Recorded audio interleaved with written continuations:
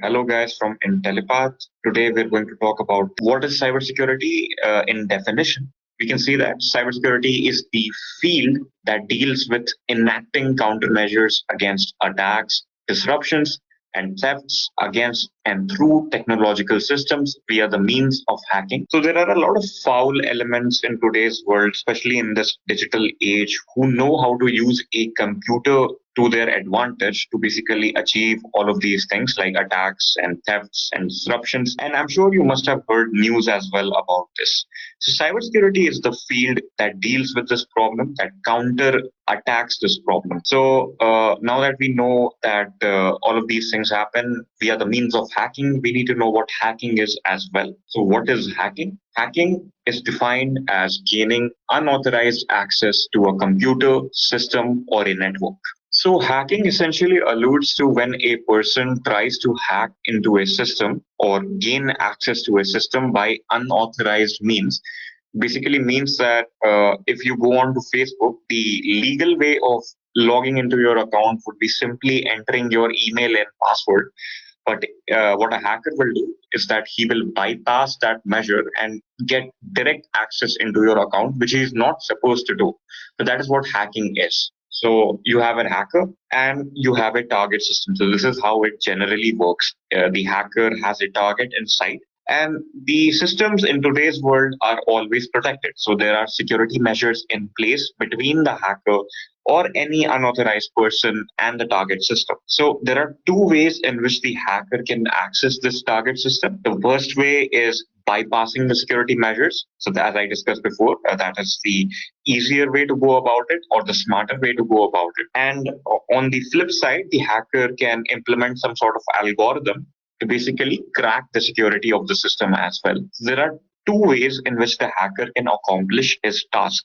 So let us take an example of one such cyber attack. So in 2012, the shamoon computer virus, also known as the W32 disk track virus, because it affected W32 Windows NET systems, was used against Saudi Arabia's national oil companies. So a group named the Cutting Sword of Justice claimed responsibility for this attack, and it affected about 35,000 Saudi Aramco workstations. Now, Saudi Aramco is the petroleum company in Saudi Arabia. And this caused the company to spend more than a week restoring their services. So, because of the sheer loss that was incurred by this organization due to this attack, this was termed as the biggest hack in history. Right.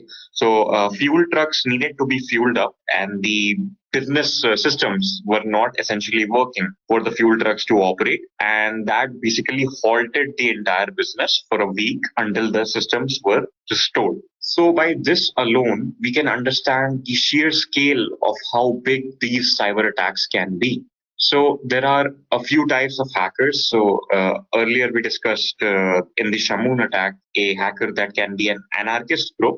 There are other forms of hackers as well. So there is the black hat hacker, and there's a white hat hacker, and there's the gray hat hacker. So the black hat hacker is the hacker with malicious intent. Now, this hacker can be a thief. He can be hacking into systems for money. He can be hacking into systems to steal your personal information and sell it online. And he could be hacking just to have fun, basically, disrupt your day-to-day activities, disrupt your systems, or take your system on ransom. So this is basically what a black hat hacker is, a hacker with malicious intent. Now, polar opposite to that, you have the white hat hackers. Now, this hacker hacks with permission. So this hacker is usually a hacker that is working for an organization that does not want to be hacked. So the organization hires this hacker, tells him to basically hack into their own systems and find out the flaws and vulnerabilities in their system. So that is what the white hat hacker will do. And then there's the combination of the gray hat hacker and the white hat hacker. Now, the black hat hacker has malicious intent. The gray hat hacker most times will not have malicious intent. The gray hat hacker essentially does everything that the white hat hacker does, but without permission. Now, this could result in two things. What would happen is the gray hat hacker can take all of the findings that he has found to an organization and say that you have these flaws and vulnerabilities, you can fix them, and the organization can pay the gray hat hacker, or the organization can file a case against the gray hat hacker because of accessing their systems without the organization's permission. Now, naturally, the black hat hacker is absolutely illegal. The white hat hacker is legal because you're doing all of this with permission.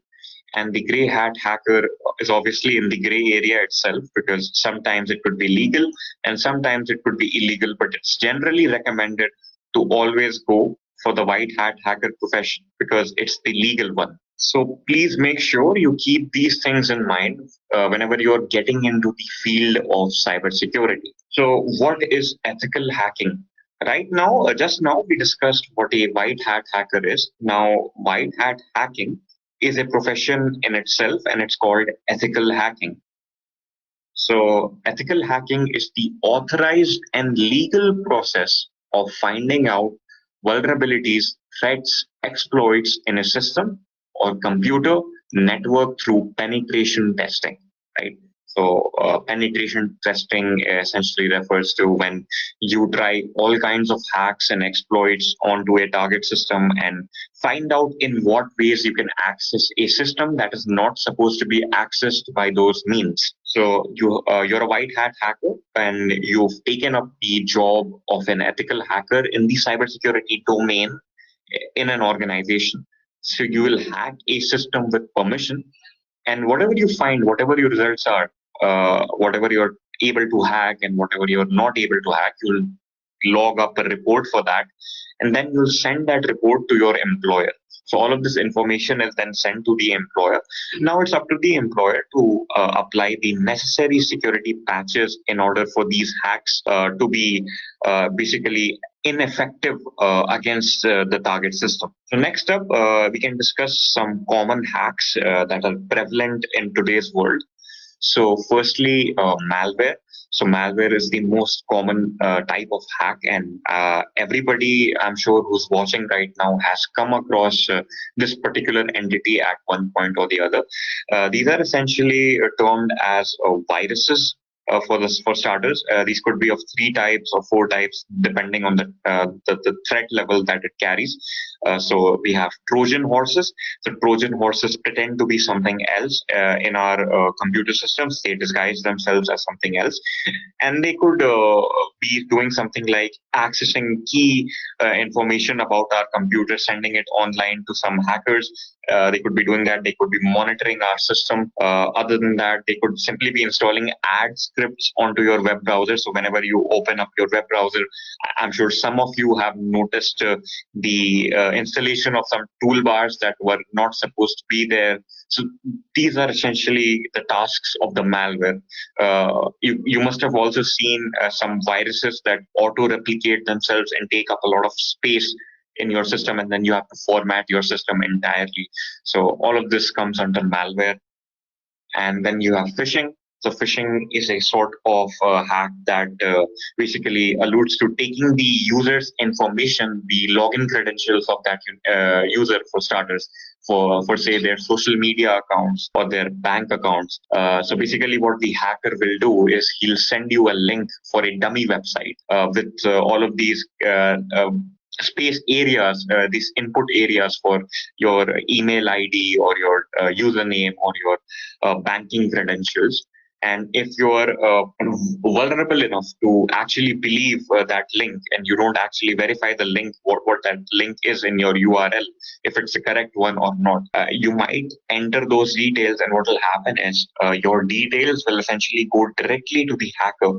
And if the hacker is smart enough, what he'll do is he'll actually make the effort to redirect you to the correct page so you never suspect what has happened in the first place. So that is what phishing is. And then we have SQL injection.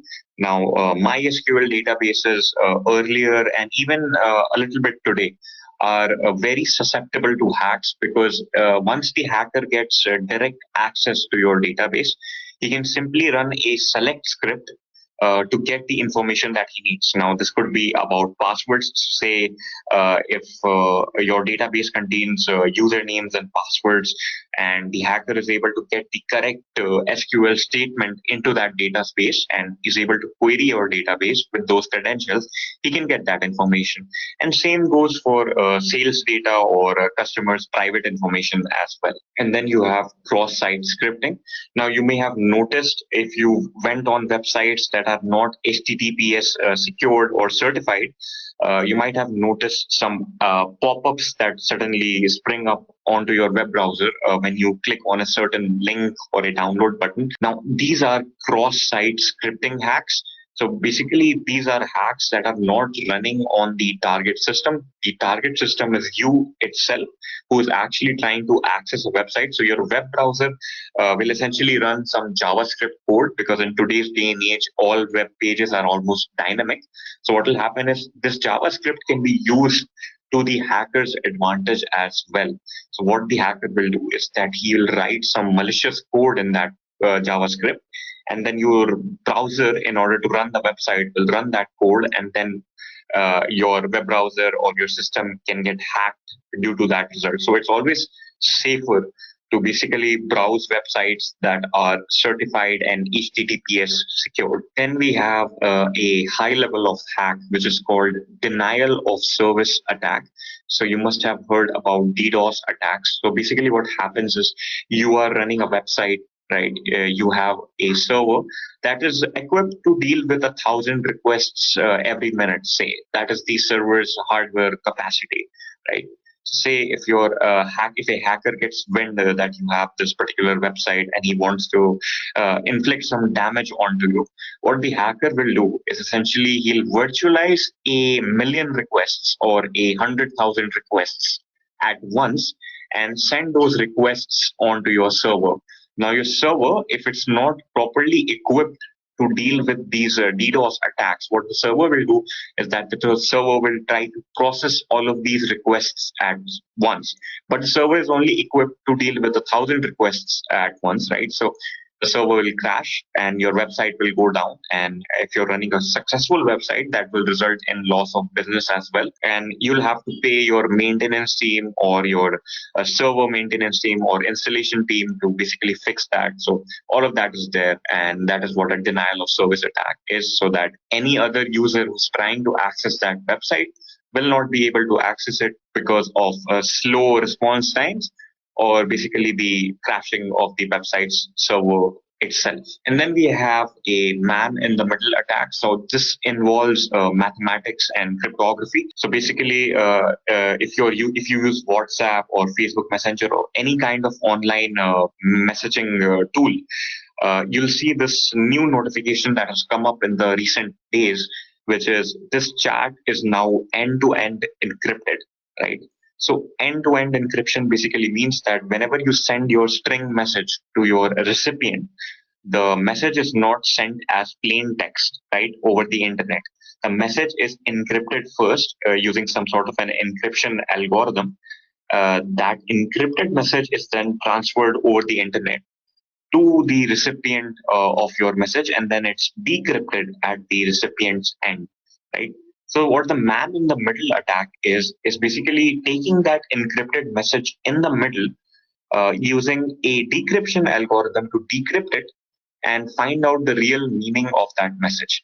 Now, this might not be that important for personal messaging and whatnot, but it's certainly a very damaging thing to happen if you're dealing with government agencies, and the risk of espionage and national secrets being revealed is very high. So it's especially important to ensure that these sorts of attacks do not happen in those organizations, and they have strong encryption algorithms. So let us now look at the importance of cybersecurity as a profession and field. So why do organizations need ethical hackers? Let us take an example. In short, the summary of this, and the source is Bloomberg Law, $7.5 million had to be paid by Google because of a vulnerability in their systems. Some information about their users were leaked. So information of up to 500,000 users were leaked and exposed due to the software glitches that the Google Plus website had. It is now defunct, but earlier it was existing there. You must have heard about Google Plus. So informations about those users were leaked, and the users basically sued against Google, and the settlement was about $7.5 billion. So you can see how costly it could get for organizations if they do not maintain cybersecurity in the services that they provide. So it's essential that these glitches do not exist, and an ethical hacker will do exactly that. The ethical hacker will test the databases, will test the website and the services, and ensure that these exploits do not exist. So hiring ethical hackers can save millions, if not billions of dollars for these organizations. And these ethical hackers can keep businesses securely afloat with the user privacy of that particular service under complete lockdown. So, how to get a job as an ethical hacker? Right now, we've discussed all the basic terminologies and what the entire backspace is, the background is for this particular profession. How to get a job? So, the best way to go about it is getting a certification. So, you may be extremely skilled, you may be an amateur, but the best way to get an ethical hacking job is to get an industry accepted certification, a certification that is endorsed and accepted by the majority of companies all around the world when they're hiring for this particular profession. So, a certification will essentially ensure to your employer that you have already been tested as a candidate. So you've already done your homework, you already know about the profession, you already know how to do your job tasks. And that naturally decreases your training cost. The employer doesn't have to train you in anything particularly. And then you can essentially get your job easier and get a competitive edge over other candidates. So, how to get a job as an ethical hacker? What certification should you go for? And certification that I would recommend to you is the Certified Ethical Hacker certification. So, what is this certification? Let us get into that. So, essentially, the CEH certification, the short for Certified Ethical Hacker, is an industry accepted accolade by the EC Council. Now, the EC Council is an organization which issues these certifications. So, similar to the CEH certifications, it issues other certifications as well. So, by demonstrating the knowledge of hacking skills to access or assess security and vulnerabilities in a target system in a lawful and legitimate manner. So definitely you're getting a certification for ethical hacking. So you obviously have to be lawful. You cannot be a gray hat hacker in order to get this certification and get a job in it. You need to be legal and legitimate in your ways. So once you've gotten the certification, what does it certify? What can the employer be assured about, right? So the employer can be sure that the candidate knows how to approach the target with a mindset of a skilled hacker, right? So it's important whenever you're penetration testing or testing the flaws of a system that you know the best ways to hack into a system, right? Because a hacker will use the maximum means possible to him in order to get into a system. So you need to be one step ahead of the hacker in order to hack your system first and know how the hacker can hack into your system and not let it happen in the first place. The candidate knows how to detect vulnerabilities. The candidate should be proficient at utilizing all of the hacking related tools in the exam syllabus. So the syllabus for the CEH certification exam contains a bunch of tools, and you need to be proficient at them in order to pass the certification, and you need to be proficient at them in order to get a good job in this particular cybersecurity domain. So let's continue now. Let us talk about the exam itself.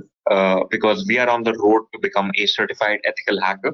So, what should we know about this exam that we have to pass in order to get this certification? So, let us look at the exam details straight from eccouncil.org. So, CEH is an MCQ exam. It contains 125 questions. The test duration for this particular exam is 4 hours, and the test delivery method is online.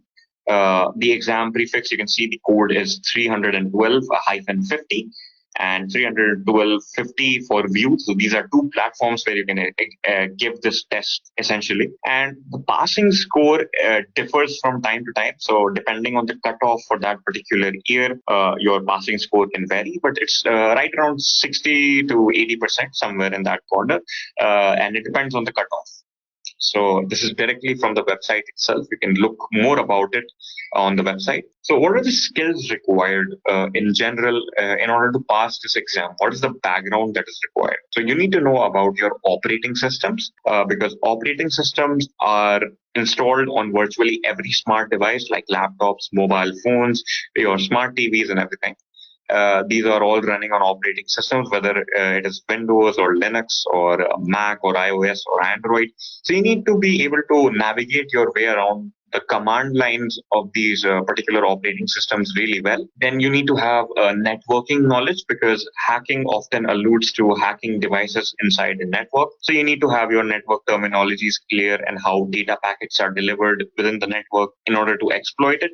So networking knowledge is very important as a prerequisite for this particular exam and profession. Then you have hacking knowledge. So all of the things that we discussed earlier on, you need to be proficient and well versed with the linguistics related to these particular hacks and gaining and maintaining access. So essentially getting into your target system and ensuring that you have access to that target system for a continuous period by installing a backdoor onto that system. Then wiping traces. So as a hacker, you need to be able to make sure that whatever traces you have that you've ever accessed this particular system are not there when there is an investigation or something. Otherwise, you will be caught, right? So you need to ensure that there are no traces of you in that particular system. And then cryptography and password cracking. So you need to be well aware about cryptography methods in order to execute man-in-the-middle attacks, password brute forces,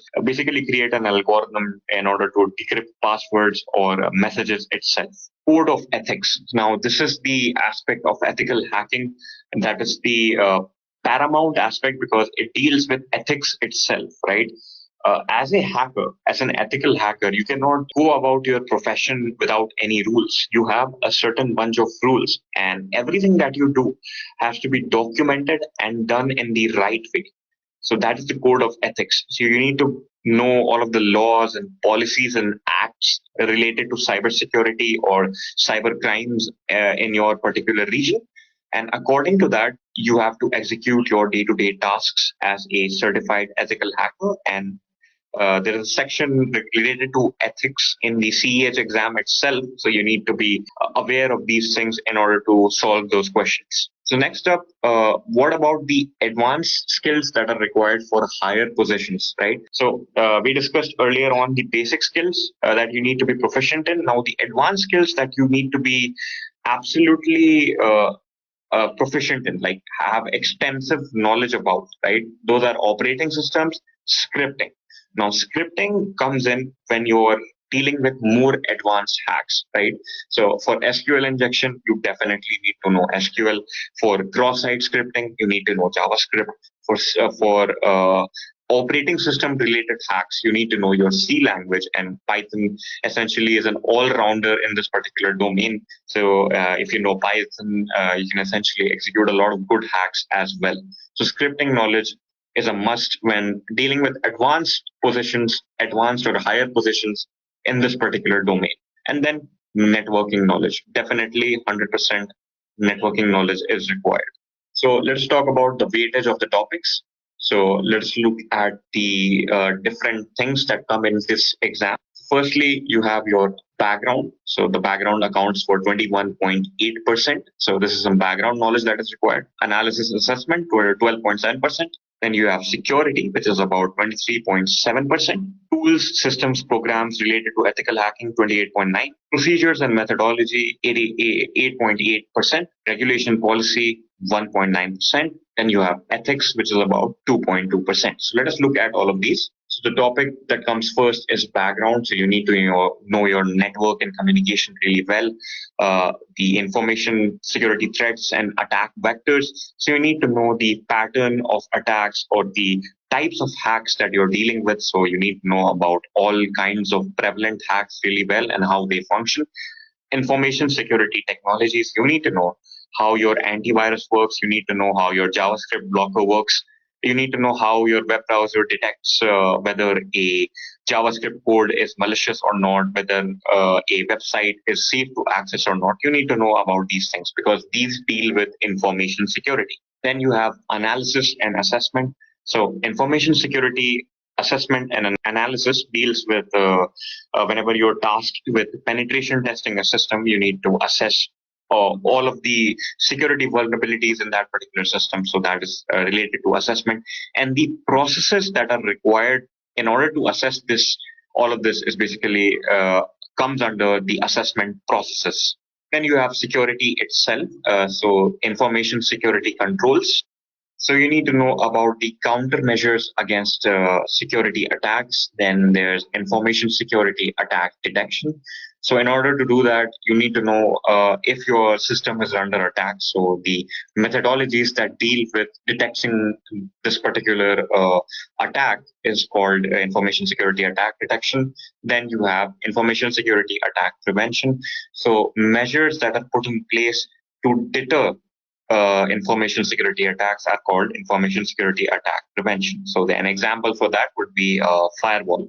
Then you have tools, systems, and programs. So these essentially deal with the specific tools that are used on a day-to-day basis in the cybersecurity domain in order to deter these attacks. So these deal with information security systems. So essentially, whatever security measures are built inside operating systems itself and other software components, information security programs. So within those operating systems, you can install some programs as well in order to basically protect your system or detect any attacks or viruses in your system. So an example for that would be malware bytes and information security tools. So these tools essentially provide you with a dashboard to monitor and maintain the security measures on your system. Then you have procedures and methodology. So now we deal with the more complex science and study of dealing with the different types of attacks that can happen, right? So there are procedures that are to be followed. These exact procedures can help us deter most of the attacks. So we have to study these procedures. And there's also assessing the software's feasibility itself. So say you have an antivirus software, which is an information security tool, essentially. You have that software. And you need to assess the feasibility of that software against modern hacks, right? So in that case, you will use these predefined methodologies in order to basically understand if the tool is usable or not for your particular organization. So, what is regulation and policy? So, as we discussed before, the code of ethics. So, this regulation and policy essentially refers to that itself. You need to be aware about the information security laws, acts, and policies in whichever region you are, and for whichever region's organization you're working for. And then finally, ethics. So, all of the laws, policies, and acts aside, there are ethics of your own as well. So you need to have that clear in your head because sometimes, even if the law says one thing, your company might be doing something that is on the wrong and might be expecting you to assist them in their wrongdoings. So, despite being employed by the company, you are not supposed to do that as a certified ethical hacker. So, some things you should know for yourself as well. And these also are included as questions in your ethical hacking exam. So, what is the average income of a certified ethical hacker?